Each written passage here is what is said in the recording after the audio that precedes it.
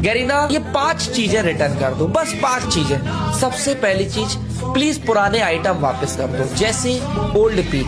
Please यार, बंदे मरते हैं ओल्ड पीक के लिए। अरे कम से कम एक बार वोट डाल के तो देखो। मैं 100% बोल रहा हूँ, 90% ऑडियंस बोलेगी कि ओल्ड पीक वापस करो, बट आप सुनते नहीं हो।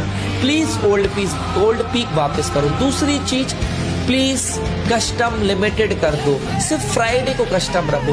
वो दिन क्या दिन थे, मैंने खुद उस टाइम खेला है। 1800 या 1600 वो ग्लोरी पे कस्टम मिला करता था।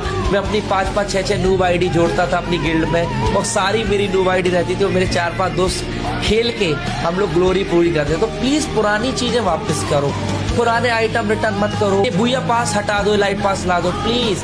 अगर आप पुरानी चीजें खत्म कर दोगे तो ओल्ड प्लेयर ऑलरेडी ये गेम छोड़ चुके होंगे।